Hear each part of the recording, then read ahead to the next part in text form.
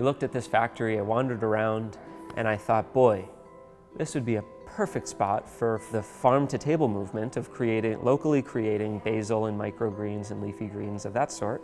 I flew in a few real experts in vertical farming. Before walking in the building, they told me I was wrong. They'd say, but, if you have no moral qualms with it, I think the cannabis industry is really going to start in earnest here in Massachusetts. You might want to look into that. And my initial response was I'd get more personal use out of basil, but I'm happy to buy basil, meanwhile employing all of these folks and hopefully creating a real boon in Fitchburg. All I wanted to do was create jobs in Fitchburg with no plan outside of trying to utilize this asset, this big brick factory, as not a real estate developer, how to turn this on to create jobs. Fitchburg at the time had about twice the national average of unemployment, so cannabis legalization was a part of our dinner table conversations for many years. It's a chain of businesses and a chain of jobs that you're creating all at once. You need cultivators, you need master cultivators, you need breeders, you need folks that can deal with a genetics program, and then you need a full kitchen. You need people to run that. You need amazing culinary experts. You need engineers. And then you come into the dispensary and you have hospitality experts. You have folks that have designed this. The millions of dollars that come off of that in a town of 40,000 people is a really big deal.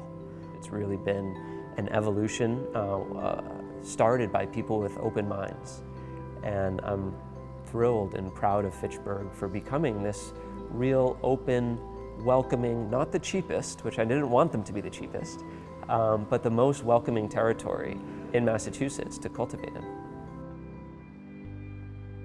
Sometimes I get too macro in this industry, and I get disconnected from what goes on in the dispensary, and I come back and I hear these anecdotes of, my child used to have 4 seizures a day, and now she just had her first seizure in the last 2 months. Or I had back surgery and I was terrified to get addicted to opiates. And I turned to medicinal marijuana and I never felt a symptom of becoming addicted. That's amazing. We hear every day about the worsening opioid crisis. And maybe it's because I'm so deeply entrenched in this industry, but I don't hear a lot of other solutions. Not that this is clinically tested yet, which we desire it to be. Anecdotally, it's irrefutable. It's irrefutable that this has a really positive impact. And for their life to be so drastically changed, and then their kids' lives and everyone around them to be so drastically changed, that's amazing.